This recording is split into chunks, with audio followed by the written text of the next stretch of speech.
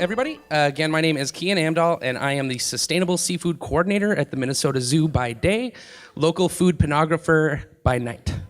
And while the majority of this story is going to focus on the humble shrimp, I do promise that if you're patient and stay with me, I will show you a photo of a cat.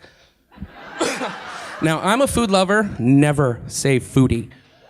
So much so that I've dedicated my life both personally and professionally to the subject. And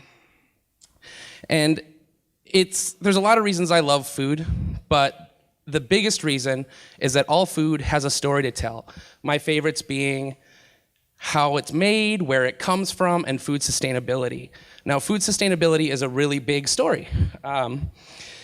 Sustainable food is essentially food that is grown in an ecologically friendly way so that we can continue to have more food in the future and not subsist on things like Soylent Green. In my capacity at the zoo, I talk predominantly about sustainable seafood, which is where shrimp comes in because shrimp has a pretty big story. Shrimp is a staple food all across the world, and a lot of small economies rely on shrimp fishing. It's also a good gateway into the world of sustainable seafood.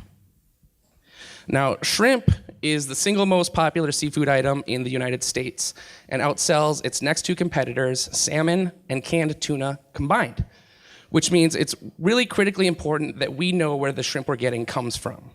Now, traditionally, shrimp has been caught using nets dragged along the bottom that catch a variety of marine animals, including sea turtles.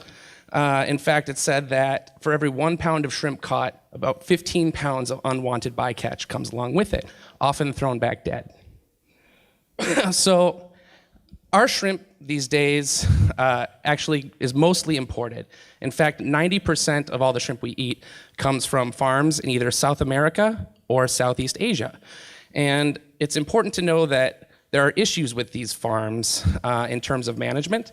A lot of times they rely on things like chemical inputs and antibiotics to keep them healthy, and shrimp don't stay healthy easily for very long. The other issue with this is placement of these shrimp farms. They tend to build them on these very sensitive mangrove forests, which are kind of perfect for what they're looking for in terms of climate and water. But by and large, they're very, very sensitive. And to build the shrimp farms, what happens is they basically have to dig up all of those trees and all of those intricate root systems to build these football field-sized ponds and where they put the shrimp. Now, the mangroves are really important because what they do is they help. That's what the shrimp farms look like after they're done.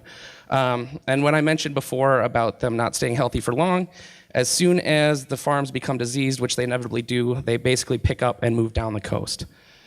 So in addition to that, the other thing is mangrove forests provide protection for a variety of fish species, including juveniles. They also provide coastline protection from hurricanes and typhoons, and they also provide for larger predators like that. There's your cat photo. Now, tigers use the mangrove forest basically for their prey. Things like deer and warthogs tend to live in the mangroves, and the tigers kind of hunt along the edge. And this is a really big problem, because you can see here in the orange on map A, we've got the current tiger range, and on map B in the green, we've got the range of all of the mangrove forests. So you can see there's a lot of overlap, especially along like the Myanmar coast, where they expect about 150 tigers to live. But the good news, now that I've all bummed you out, there are better ways. In the United States, our fisheries are much better managed and require things like this turtle excluder device to help cut down on unwanted catch. There's also better farming practices.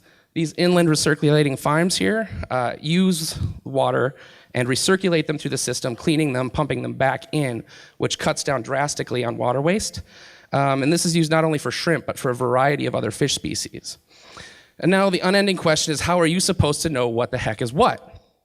Well, we've got these Ecolabels from the Marine Stewardship Council and the Aquaculture Stewardship Council that you can find on things in your local grocery store, along with the Monterey-based Seafood Watch app, and always be willing to ask questions.